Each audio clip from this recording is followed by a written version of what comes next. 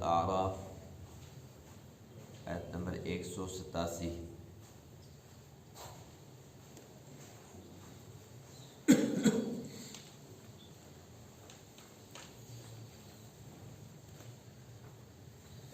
اعوذ باللہ من الشیطان الرجیم، بسم اللہ الرحمن الرحیم۔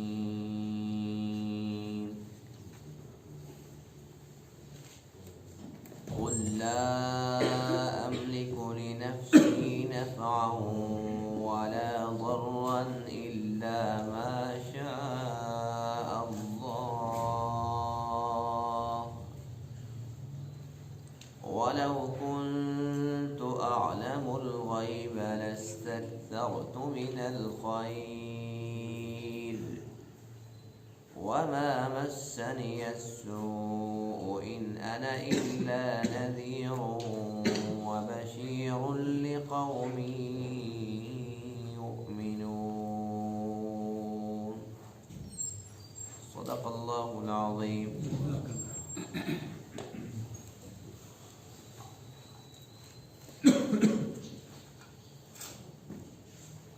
آج کے درس میں اس آیت کریمہ میں عقیدے کی اصلاح کے لیے ایک اہم ترین مضمون ہے، اور وہ یہ کہ ہمارا ایمان کامل ہے کہ نفع اور نقصان کا مالک صرف اللہ ہے۔ اللہ کی مرضی کے بغیر نہ کسی کو نفع مل سکتا ہے نہ کسی کو نقصان مل سکتا ہے، اور اللہ کے بغیر کوئی بھی نفع اور نقصان کا مالک نہیں ہے۔ دوسری چیز جو آج کے درس میں اس آیت کریمہ کے اندر ہے وہ یہ کہ اللہ کی ایک صفت ہے کہ اللہ تعالیٰ عالم الغیب ہے۔ تو اللہ تعالیٰ نے ان لوگوں کی اس بات کو رد فرمایا جن کا عقیدہ یہ ہے کہ اللہ بھی عالم الغیب ہے اور اللہ کے علاوہ اللہ کے نبی یا اللہ کے ولی بھی عالم الغیب ہیں۔ اللہ نے ان کے اس نظریے کو رد فرمایا ہے، اور واضح الفاظ میں اور بہترین انداز میں اللہ نے اپنے بندوں کو سمجھایا ہے کہ یہ میری صفت ہے جو میرے ساتھ خاص ہے۔ اور اللہ تعالیٰ نے یہ سب کی سب باتیں اپنے نبی سے ارشاد فرمائی ہیں کہ اپنی زبان سے خود اپنی امت کو بتلاؤ، خود اعلان فرماؤ، بتلاؤ ان کو کہ نفع نقصان کا مالک میں تمہارے لیے تو کیا ہوتا، اپنے لیے بھی نہیں۔ اور فرمایا کہ اگر میرے پاس غیب کا علم ہوتا تو میں خیر اپنے لیے جمع کر لیتا، مجھے کبھی کوئی دکھ، کوئی تکلیف، کوئی مصیبت ہی نہ آتی۔ لیکن ہم یہ دیکھتے ہیں کہ حضور علیہ السلام کو بہت زیادہ تکالیف کا سامنا رہا۔ تو ظاہر سی بات ہے کہ جس کو پتہ ہو کہ میرے اس کے اندر نقصان ہے، جس کے پاس پہلے سے علم ہو، ان کے غیب کا علم ہو، اگر ایسا ہوتا اللہ کے نبی وہ کام ہی نہ کرتے جس کے اندر نقصان تھا۔ تو اللہ کے نبی فرماتے ہیں کہ میری حیثیت یہ ہے کہ میں اللہ کا نبی ہوں، اور میری دو صفات ہیں کہ میں بشیر اور نذیر ہوں۔ جو میری بات مانتے ہیں ان کے لیے میں بشیر ہوں، ان کو خوشخبری سناتا ہوں، اور جو میری بات رد کرتے ہیں ان کے لیے نذیر ہوں، ان کو ڈراتا ہوں۔ بس اس کے علاوہ اگر کوئی اللہ کے نبی کے بارے میں کچھ اور عقیدہ رکھتا ہے کہ اللہ کے نبی حاضر ناظر ہیں اور مختار کل ہیں اور عالم الغیب ہیں، تو اس آیت کریمہ کا صرف ترجمہ، تفسیر تو دور کی بات ہے، صرف لفظی ترجمہ پڑھنے کے بعد بھی انشاءاللہ عقیدے کی اصلاح ہو جائے گی۔ اللہ تعالیٰ نے تو واضح طور پر ہمیں سمجھا دیا۔ اب بھی اگر کوئی جان بوجھ کر اپنی آنکھیں بند کر لیتا ہے یا جان بوجھ کر قرآن مقدس کی آیات کا مطلب غلط نکالتا ہے، اپنی مرضی کی تشریح اور تفسیر کرتا ہے، تو وہ اپنی عاقبت خراب کرتا ہے۔ قل، آپ فرما دیجئے، لا املکو، میں نہیں مالک۔ یہ اللہ نے اپنے نبی سے فرمایا کہ آپ فرماؤ، آپ اعلان کرو، لوگوں کو بتلاؤ، لا املکو، میں مالک نہیں ہوں، لنفسی، اپنے نفس کے لیے، اپنی جان کے لیے بھی مالک نہیں ہوں، نفعا ولا ضرا، نہ نفع کا اور نہ نقصان کا، الا ما شاء اللہ، مگر وہ جو اللہ چاہے، ولو كنت اعلم الغیب، اور اگر میں غیب کا علم جانتا ہوتا، لستکثرت من الخیر، تو میں بہت زیادہ خیر جمع کر لیتا، وما مسنی السوء، مجھے کبھی کوئی تکلیف نہ پہنچتی، ان انا الا نذیر، میں نہیں ہوں مگر نذیر، ڈرانے والا، وبشیر، اور خوشخبری سنانے والا، لقوم یؤمنون، ان لوگوں کے لیے جو ایمان رکھتے ہیں۔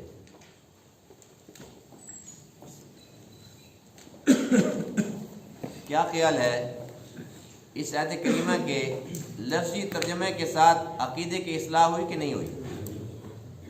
کہ اللہ تعالیٰ کا کتنا بڑا احسان ہے کہ اس سے اپنے بندوں سے بڑا پیار ہے۔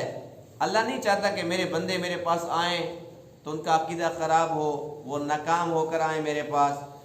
اللہ کو چونکہ پیار ہے، اللہ بار بار سمجھاتا ہے، مختلف انداز سے، بڑے پیار سے، اچھے انداز سے اللہ تعالیٰ سمجھاتا ہے کہ میرے بندے سمجھ جائیں کہ اللہ کیا ہے۔ بات یہ ہے کہ جو لوگ اللہ تعالیٰ کی معرفت نہیں رکھتے، یعنی کہ وہ نہیں جانتے کہ اللہ کیا ہے، تو حضرت شاہ ولی اللہ محدث دہلوی رحمہ اللہ فرماتے ہیں کہ ایسے لوگ حجابات میں پڑے ہوئے ہیں۔ کس چیز میں پڑے ہوئے ہیں؟ حجاب پردے کو کہتے ہیں نا، تو یہ حجابات میں پڑے ہوئے ہیں، پردوں میں پڑے ہوئے ہیں۔ شیطان نے ان کے دماغ پہ پٹی باندھ رکھی ہے، ان کی آنکھوں پہ پٹی باندھ رکھی ہے، نہ یہ حق بات دیکھتے ہیں اور نہ سمجھنے کی کوشش کرتے ہیں۔ حجابات مختلف قسم کے ہوتے ہیں۔ فرماتے ہیں کہ سب سے پہلا حجاب وہ ہوتا ہے حجاب طبع۔ اس کی تشریح یوں ہے، وہ فرماتے ہیں کہ ایک شخص حجاب طبع کے اندر مبتلا ہے۔ حجاب طبع کا مطلب یہ ہوتا ہے کہ ایک بندہ مادی چیزوں پر اتنا یقین رکھنے لگا ہے، اسباب پر اتنا یقین رکھنے لگا ہے کہ مسبب الاسباب کو جانتا ہی نہیں۔ ہم مومن ہیں نا، ہمارا ایمان ہے کہ ہم اسباب کو اپناتے ضرور ہیں لیکن مسبب الاسباب پر ہی بھروسہ رکھتے ہیں۔ دکان پہ تو جاتے ہیں، دکان پر بیٹھتے ہیں، تجارت کرتے ہیں، کاروبار کرتے ہیں، ملازمت کرتے ہیں، زراعت کرتے ہیں، اپنا کام کاج کرتے ہیں، یہ اللہ کا حکم ہے، لیکن بھروسہ نہیں ہے دکان پر، زراعت پر بھروسہ نہیں ہے، اپنی نوکری پر بھروسہ نہیں ہے، بھروسہ اللہ کی ذات پر کہ اگر یہ نوکری نہ ہوتی، یہ دکان نہ ہوتی، یہ زمین نہ ہوتی، یہ تجارت نہ ہوتی، اللہ پھر بھی مجھے دیتا۔ تو بھروسہ اسباب پر نہیں رکھنا، مسبب الاسباب پر رکھنا ہے، لیکن اسباب کو چھوڑنا نہیں ہے، اسباب کو اپنانا ہے اسباب کے درجے میں۔ یعنی کہ دوائی لینا سنت ہے، دوائی لینی ہے، دوائی پر یقین نہیں رکھنا، یقین اللہ کے ذات پہ رکھنا ہے کہ اللہ کے ذات پہ یقین ہے کہ میں نے ایک علاج سنت طریقہ ہے، میں نے سنت پہ عمل کر لیا، اب اللہ کا کام ہے، وہ چاہے تو مجھے ٹھیک کر دے، چاہے تو نہ کرے۔ تو جو لوگ حجاب طبع کے اندر مبتلا ہیں، وہ لوگ مادی چیزوں کے اندر غرق ہو چکے ہیں، وہ لوگ اسباب کے ہی ہو چکے ہیں، مسبب الاسباب کے وہ کچھ نہیں لگتے۔ اور اللہ تعالیٰ نے قرآن مقدس میں ایسے لوگوں کے بارے میں فرمایا، یعلمون ظاہرا من الحیات الدنیا وہم عن الآخرۃ ہم غافلون، کہ دنیا کی ظاہری چیزوں کو بڑا اچھے طریقے سے جانتے ہیں، ایک ایک چیز کو جانتے ہیں، لیکن آخرت سے غافل ہیں۔ ایسے لوگ ہم دیکھتے ہیں کہ بڑے بڑے سائنسدان گزرے ہیں، بڑے بڑے فلاسفر، بڑے بڑے ڈاکٹر، دنیاوی لحاظ سے تو بہت آگے تھے لیکن آخرت سے غافل تھے۔ کامیاب ہوئے کہ ناکام ہوئے؟ ناکام ہو گئے۔ یہ حجاب طبع کے اندر مبتلا تھے، بس یہ سمجھتے تھے کہ یہ سارا کچھ یہی دنیا ہے۔ تو جو لوگ اس قدر تک دنیا کے بن جاتے ہیں انہیں اللہ تعالیٰ کی معرفت حاصل نہیں ہو سکتی۔ تو ایسے ہی لوگ اللہ کے بارے میں غلط عقیدہ رکھتے ہیں۔ دوسرے قسم کے لوگ ہوتے ہیں جو حجاب رسم کے اندر مبتلا ہوتے ہیں۔ حجاب رسم کیا ہے؟ حجاب رسم کی آسان لفظوں میں تشریح یہ ہے کہ ہم ایک محفل میں جاتے ہیں اور اچھے طریقے سے جانتے ہیں کہ وہاں پر اللہ کی نافرمانی ہو رہی ہے، وہاں پر گناہ کے کام ہو رہے ہیں، وہ بالکل غلط محفل ہے، لیکن چاہتے ہیں اس محفل کا حصہ بنتے ہیں۔ کیوں؟ بھئی اگر نہیں جائیں گے تو فلاں ناراض ہو جائے گا، فلاں ناراض ہو جائے گا۔ یہ بھول جاتے ہیں کہ اللہ نے قرآن مقدس میں فرمایا ہے واللہ احق ان تخشاہ، اللہ زیادہ حقدار ہے کہ تم مجھ سے ڈرو۔ اللہ کا ڈر تو ہے نہیں، مخلوق کا ڈر ہے۔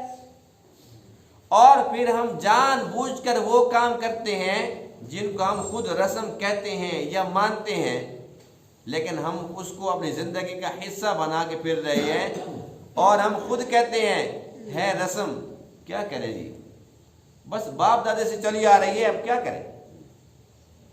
اب وہی کام جو مشرکین مکہ کہتے ہیں کہ ہم شرک کیوں کرتے ہیں، قد وجدنا علیہ آباءنا، وہ کہتے ہیں ہم اپنے بڑوں کو دیکھتے تھے وہ بھی ایسا کچھ کرتے تھے۔ اللہ کیا فرماتے ہیں اولو کان آباؤہم لا یعقلون شیئا ولا یہتدون، کیا اگر تمہارے آباء و اجداد وہ کچھ بھی عقل نہ رکھتے ہوں اور خود ہدایت پر نہ ہوں پھر بھی تمہارے لیے حجت ہے۔ یعنی کہ مشرکین مکہ کی یہ دلیل اللہ نے رد کی ہے، اور وہی کام اگر ہم کرتے ہیں، یعنی کہ ایک خلاف سنت ہے، ایک رسم ہے، ہندوانہ رسم ہے یا مشرکانہ ہے یا کافرانہ ہے یا منافقانہ، کوئی سی بھی رسم گن لو، ایک گناہ کا کام ہے، جانتے ہیں اور مانتے ہیں کہ یہ غلط ہے، رسم ہے، پھر بھی کرتے ہیں۔ ابو ناراض ہو جائے گا، چچا ناراض ہو جائے گا، ماموں ناراض ہو جائے گا، بھائی ناراض ہو جائے گا، دوست ناراض ہو جائے گا، یعنی کہ اللہ کی چھٹی ہو گئی ہے، بس ان لوگوں کو ہم نے راضی کرنا ہے۔ تو یہ حجاب رسم ہے۔ جب ایک بندہ رسم کا اتنا عادی ہو جائے اور اتنی اہمیت دینا شروع کر دے، اس سے اللہ کی پہچان حاصل نہیں ہو سکتی۔ وہ رسم کا بندہ تو ہو سکتا ہے، وہ اللہ کا بندہ نہیں بن سکتا۔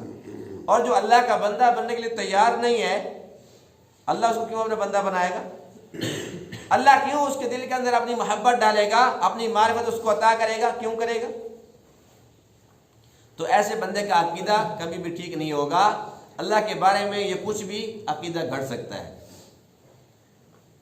تیسرا وہ شخص، تیسرے نمبر کی حجاب سوء معرفت، یعنی کہ اس کو اللہ کی پہچان صحیح نہیں ہے۔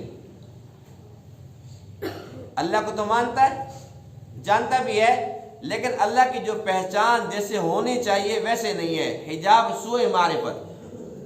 اور ان لوگوں کی دو قسمیں ہوتی ہیں۔ کچھ بندے ایسے ہوتے ہیں کہ جو اللہ کی صفات اللہ کے غیر کے اندر مانے کھڑے ہیں، یعنی کہ اللہ کی صفات ہے جو اللہ کے ساتھ خاص ہے، اللہ تعالیٰ حاضر ناظر ہے، ہر جگہ اللہ موجود ہے اور کوئی موجود نہیں ہے، اور اسی طریقے سے نفع نقصان کا مالک اللہ ہے اور کوئی نہیں ہے، عالم الغیب اللہ ہے اور کوئی نہیں ہے۔ اب اللہ کی یہ صفات ہیں اللہ کے ساتھ خاص ہیں، اللہ کی صفات اللہ کے غیر کے اندر مان لیتے ہیں۔ اللہ کا غیر کون ہے؟ اللہ کے بغیر سب اللہ کا غیر ہے، بے شک وہ ولی ہیں، صحابہ ہیں، اہل بیت ہیں، یہ نبی ہیں، یہ نبیوں کے نبی، اللہ اللہ ہے اور باقی سب غیر اللہ ہے۔ ایسی بات کہ نہیں ہے؟ اللہ تو ایک ہے نا، اور وہ وحدہ لا شریک ہے، ایک اللہ ہے، دو نہیں ہے، بس ایک اللہ ہے جو خالق ہے، باقی سب مخلوق، اس میں سب مخلوق ہے، بے شک فرشتے ہیں، جنات ہیں، انسان ہیں، ولی ہیں، نبی ہیں، سب مخلوق ہیں، کوئی نبی خالق نہیں، کوئی ولی خالق نہیں، بس صرف اور صرف اللہ ہی خالق ہے۔ تو اللہ کی صفات اللہ کے غیر کے اندر جو مانتا ہے یہ حجاب سوء معرفت کے اندر مبتلا ہے۔ اور دوسرے قسم کے وہ لوگ ہوتے ہیں جو اللہ کی صفات اللہ کے غیر میں نہیں مانتے، بلکہ غیر اللہ کی صفات، مخلوق کی صفات اللہ میں ماننا شروع کر دیتے ہیں۔ یہ کیسے؟ یہ قرآن مقدس میں ہے، وقالت اليہود عزیر ابن اللہ، یہودیوں نے کہا کہ عزیر اللہ کا بیٹا ہے۔ وقالت النصارى المسیح ابن اللہ، اور عیسائیوں نے کہا کہ عیسیٰ اللہ کا بیٹا ہے۔ اور مشرکین مکہ نے تو حادی کر دی، وہ کہنے لگے کہ فرشتے اللہ کی بیٹیاں ہیں، نعوذ باللہ من ذالک۔ بہرحال اب یہ دیکھو کہ اولاد ہونا، اولاد تو ایک کمزوری ہے۔ اللہ فرماتے ہیں کہ انما اموالکم و اولادکم فتنہ، یہ مال اولاد یہ تو فتنہ ہے، آزمائش کے ذریعے ہیں۔ میں کسی کو دے کے آزماتا ہوں، کسی کو نہ دے کے آزماتا ہوں، کسی کو زیادہ دے کے کسی کو کم دے کے، تو یہ ایک کمزوری ہے۔ تو جو لوگ اس کمزوری کو، اولاد کو اللہ کی طرف منسوب کرتے ہیں، جبکہ اللہ کیا فرماتے ہیں کہ لم یلد ولم یولد، کہ میں کسی کی اولاد نہیں، میری کوئی اولاد نہیں، لیکن وہ کہتے ہیں کہ نہیں اللہ کی اولاد ہے۔ کوئی عزیر کو اللہ کا بیٹا بناتا ہے، کوئی عیسیٰ کو اللہ کا بیٹا بناتا ہے، کوئی ملائکہ کو اللہ کی بیٹیاں بناتا ہے۔ تو یہ مخلوق کی صفت ہے، اولاد مخلوق کی صفت کو، غیر اللہ کی صفت کو اللہ کے اندر مان کے کھڑے ہیں۔ یہ لوگ حجاب سوء معرفت کے اندر مبتلا ہے۔ جب تک انسان ان حجابات سے نکلتا نہیں، تب تک اس کو اللہ کی معرفت حاصل نہیں ہو سکتی۔ اور یہ حجابات کیسے ختم ہوں گے؟ سب سے بنیادی بات یہ ہے کہ ایک مسلمان جب قرآن مقدس پڑھتا ہے، اللہ تعالیٰ قرآن کے نور سے اس کو حجابات سے نکال دیتا ہے۔ ایمان، تقوی، اعمال صالحہ کا نور اس کے دل میں آتا ہے۔ اس کا دل جب منور ہو جاتا ہے تو پھر اسے اللہ کی معرفت حاصل ہو جاتی ہے، اللہ کی پہچان آ جاتی ہے، اور اسے پتہ چل جاتا ہے کہ اللہ تعالیٰ وحدہ لا شریک ہے، وہ خالق اور مالک ہے، نفع نقصان کا مالک ہے، عزت اور ذلت کا مالک ہے، زندگی اور موت کا مالک ہے، سب کچھ اسی کے قبضہ قدرت میں ہے۔ جس کا عقیدہ درست ہے وہ خوش نصیب ہے، اور جس کا عقیدہ خراب ہے وہ بد نصیب ہے۔ عقیدہ درست قرآن مقدس سے ہوتا ہے۔ اور اس کے بعد بعض اللہ کے نیک اور مقرب لوگ ایسے بھی ہوتے ہیں کہ اللہ تعالیٰ ان سے حجاب تو اٹھا دیتا ہے قرآن کے نور سے، تقوی اعمال صالحہ سے ان کے دل کو منور کر دیتا ہے، لیکن ان کا دل مکمل نورانی ہو جائے اور 100% اللہ کی پہچان ان کو ہو جائے، وہ اللہ کے بن جائیں، اس کے لیے ضروری ہے کہ انسان کسی اللہ والے کے لڑ لگ جائے، کسی اللہ والے کے پاس جائے اور اسے کہے کہ مجھے اللہ اللہ سکھا دو۔ پھر وہ اپنے طریقے سے اس کو اللہ اللہ سکھائے گا۔ اللہ اللہ سکھانے کا مطلب کیا ہوتا ہے؟ یہی مطلب ہوتا ہے کہ جب وہ بتلاتا ہے کہ اب ایسا کرو، اب ایسا کرو، اب ایسا کرو، اس کے لیے دعائیں کرتا ہے، اس کو اللہ اللہ سکھاتا ہے، مختلف قسم کے اوراد وظائف اس کو بتلاتا ہے، تو پھر اس کا دل اتنا منور ہو جاتا ہے کہ اس کی حجاب سارے کے سارے ختم ہو جاتے ہیں۔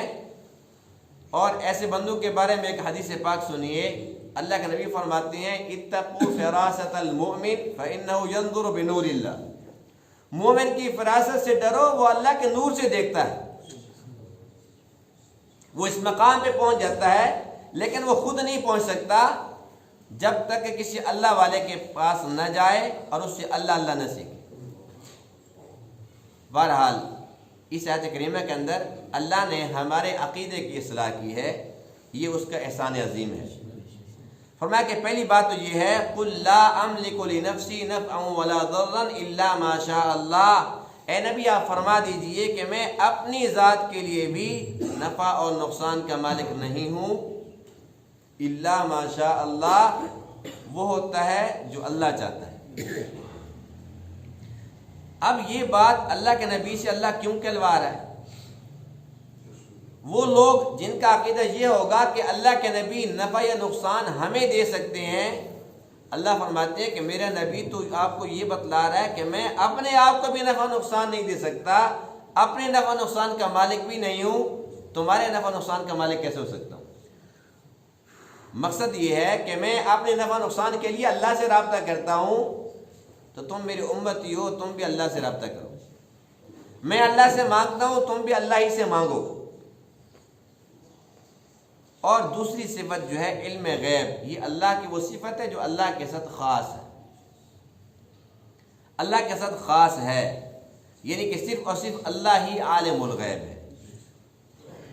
ہمارا اس بات پر ایمان کامل ہے کہ حضور علیہ الصلوۃ والسلام کا جو علم ہے اللہ نے کتنا عطا فرمایا، تمام مخلوق میں سب سے زیادہ، یہاں تک کہ تمام جنات کا علم، تمام انسانوں کا، تمام انبیاء کا علم ایک طرف کر لو، اللہ کے محبوب کا علم سب سے زیادہ ہے، لیکن علم غیب نہیں ہے، علم غیب نہیں ہے۔ ہاں یہ ہمارا عقیدہ ضرور ہے کہ سب سے زیادہ علم، ہر ایک چیز کا علم، ذرے ذرے کا علم اللہ کے پاس ہے۔ اللہ کے بعد مخلوق میں جس کے پاس سب سے زیادہ علم ہے وہ اللہ کے محبوب ہے، لیکن اللہ کے برابر نہیں ہے۔ اگر برابر ہو، کیا فرق ہے دینے والے میں اور لینے والے میں؟ علم غیب کس کو کہتے ہیں؟ جو بغیر کسی کے بتلائے، ما کانا و ما یکون، جو ہو چکا اور جو ہوگا، یعنی کہ جو اب ہو رہا ہے، جو ہوگا، ذرے ذرے کا علم، یہ علم غیب ہوتا ہے بغیر کسی کے بتلانے کے۔ جب بتلا دیا تو وہ علم غیب نہ رہا، جب اللہ نے بتلا دیا اب اللہ کے نبی کے پاس علم تو آ گیا، علم غیب نہ رہا، کیونکہ بتلانے والا اللہ موجود ہے۔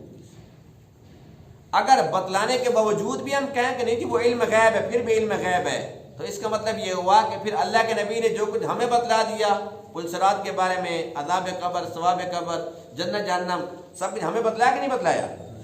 پھر ماننا پڑے گا کہ ہمارے پاس بھی علم غیب ہے، حالانکہ ایسی کوئی بات نہیں ہے، کیونکہ اللہ کے نبی نے بتلایا تو پتہ چلا نا۔ اسی طریقے سے اللہ کے نبی کے بعد جو علم ہے وہ اللہ نے بتلایا تو پتہ چلا، اور اللہ تعالیٰ جو بتلائے وہ اللہ کے نبی کو معلوم ہے، اور جو اللہ نہ بتلائے وہ اللہ کے نبی کو معلوم نہیں ہے۔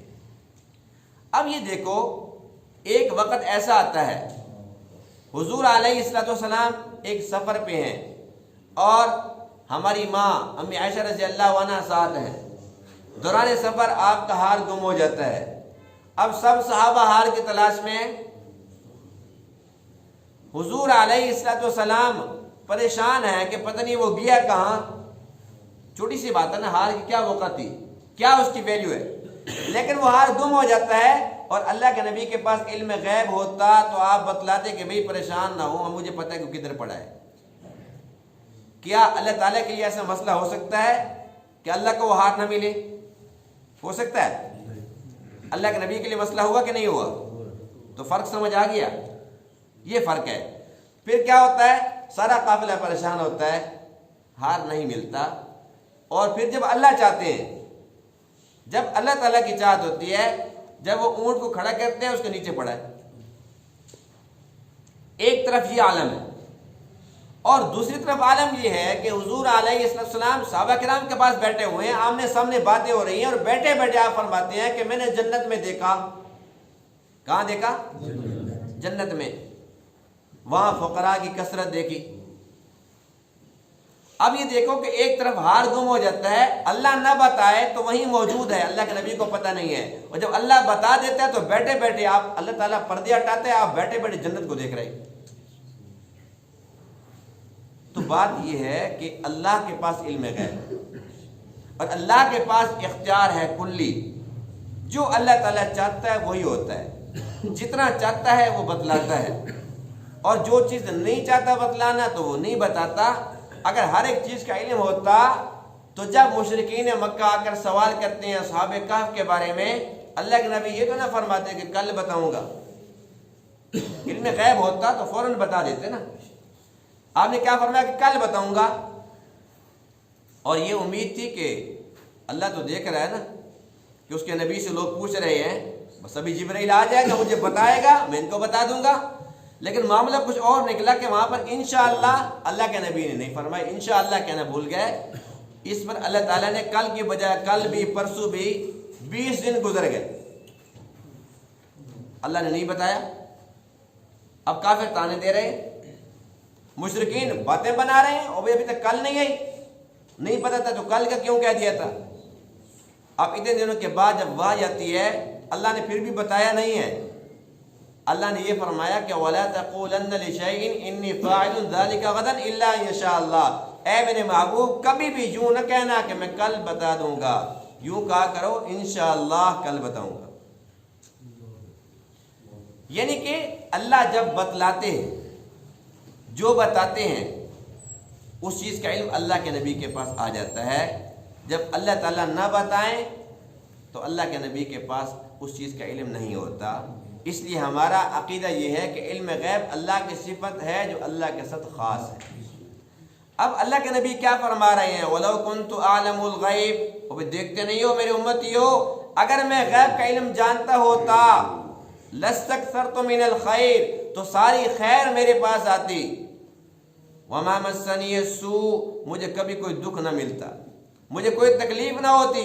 اگر مجھے پتا ہوتا، اگر مجھے پہلے سے پتا ہوتا، میں عالم الغیب ہوتا، تو غزوہ احد کے اندر میرے دندان مبارک کیوں شہید ہوتے؟ مجھے تو پہلے پتا ہوتا فلاں نے یہ حملہ کرنا ہے اور میرے ساتھ ایسا ہونا ہے، تو میں پہلے اس سے دور ہو جاتا۔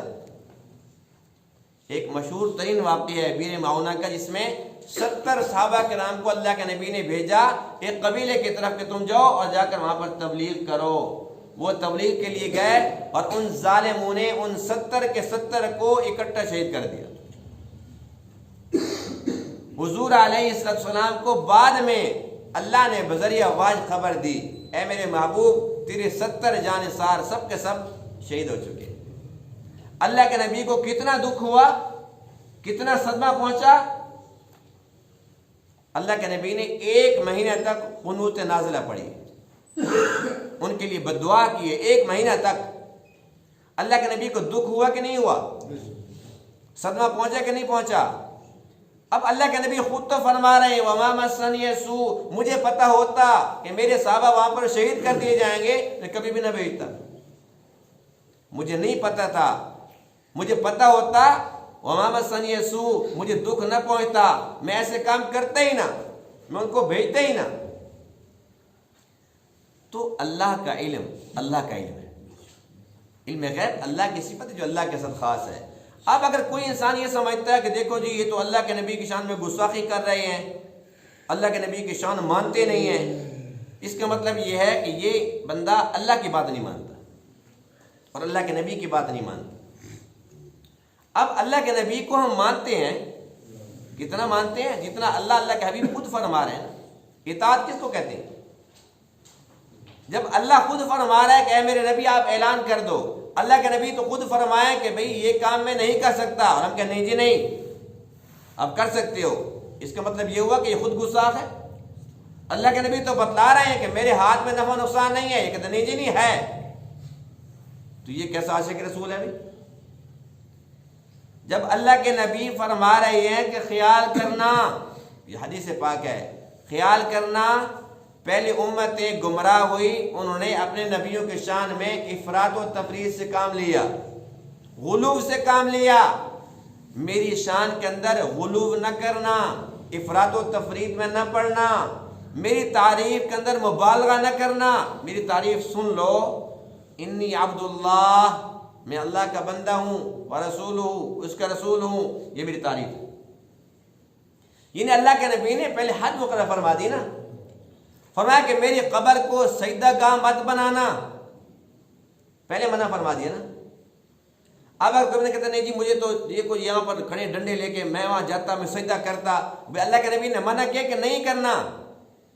اب اگر کوئی کر کے چاہتا ہے کہ میں اپنی محبت کا ثبوت پیش کروں تو یہ محبت نہیں ہے، یہ گستاخی ہے، کیونکہ محبت میں سب سے بنیادی چیز اطاعت ہوتی ہے۔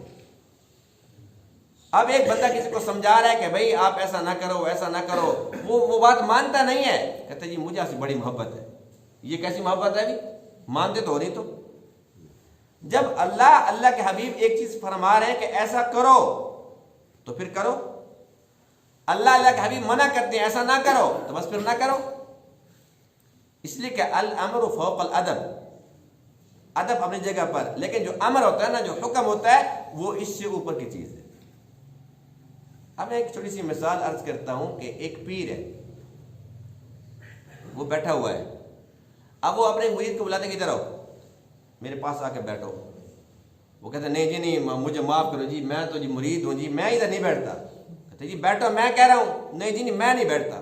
اب وہ کیا کہتے ہیں جی یہ بے ادب، یہ گستاخی، یہ ساتھ بیٹھنا، میں نہیں بیٹھوں گا۔ اور پیر صاحب کا جو حکم ہے اس کی کوئی ویلیو نہیں ہے۔ اب یہ اپنا ادب دکھا رہے ہیں، میں نہیں بیٹھوں گا، یہ گستاخی ہے۔ اور پیر صاحب بیچارہ بار بار خود کہہ رہا ہے کہ بھی بیٹھو، اب حکم دے رہا ہے، تو حکم جو ہے وہ ادب سے زیادہ فوقیت رکھتا ہے۔ اللہ کے نبی جو حکم دیتے ہیں وہ سب سے اہم ہے، ادب بعد میں آتا ہے، حکم پہلے آتے ہیں، الامر فوق الادب۔ تو اس لیے جو اللہ کے حبیب فرما دیں، آمنا و صدقنا۔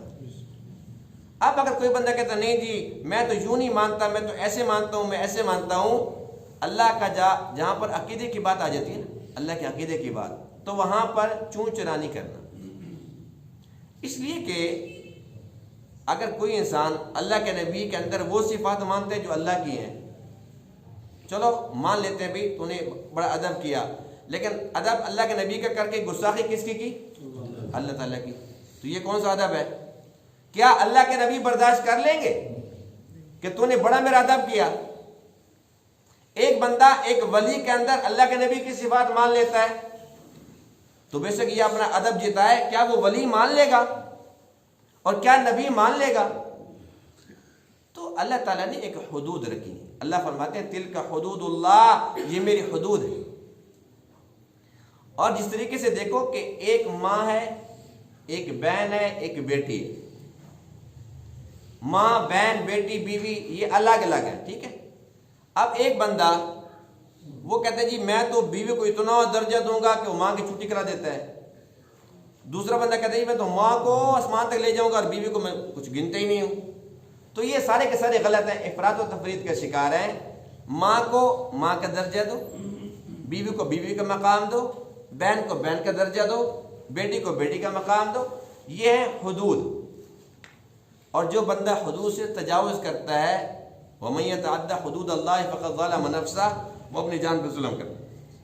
یہ اللہ نے حدود رکھی ہے نا ہر ایک چیز کی، تو یہ ہمارے عقیدے کی اصلاح کے لیے ضروری ہے کہ یہ ایک حدود ہیں۔ اب جو جاہل قسم کے لوگ ہوتے ہیں نا، وہ پھر ورغلاتے ہیں، بہکاتے ہیں، نہیں جی بس تمہارے مولوی تو یوں کہتے ہیں، مجھے فلانا یوں کہہ رہا تھا، اور آج کل تو ویسے بھی ماشاءاللہ سارے کے سارے مفتی ہیں، علماء کے پاس جانے کی تو ضرورت ہی نہیں ہے۔ آج تو انٹرنیٹ کا دور ہے، ہر بندے کے پاس خود مفتی ہے، بٹن دباتا ہے جس کے پاس حدیث آ جاتی ہے، بے شک وہ 10 بندوں نے مل کر بنائی ہو، ایک بندے نے بنائی ہو۔ میں نے خود حدیث پڑھی ہے، کہاں سے پڑھی ہے جی؟ موبائل سے پڑھی ہے۔ حدیث کی کتابیں تو کس نے آج تک دیکھی نہیں ہے، پتہ نہیں کہ وہ کتنی ہیں، کتنی جلدوں میں ہیں، سارے لوگ مفتی بنے ہوئے۔ تو اس لیے یہ دین ہمیں انٹرنیٹ سے ملنے والا نہیں ہے، یہ قرآن و حدیث سے ملے گا، یہ علماء کرام کے پاس جانے سے ملے گا، اور اولیاء کرام کی جوتیاں سیدھے کرنے سے ملے گا انشاءاللہ۔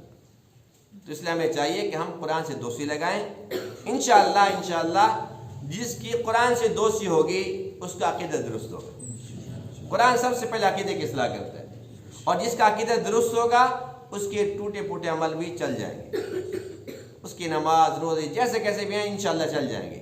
اور جس کا عقیدہ ٹھیک نہیں ہے، اس کے اندر ملاوٹ ہے، بے شک وہ بڑے خشوع و خضوع سے نماز پڑھتا ہے، بڑی نیکیاں کرتا ہے، لیکن عقیدے میں چونکہ ملاوٹ ہے، اس کی نیکیاں نہیں ہیں، اس کے اعمال بے جان اور بے وزن ہیں۔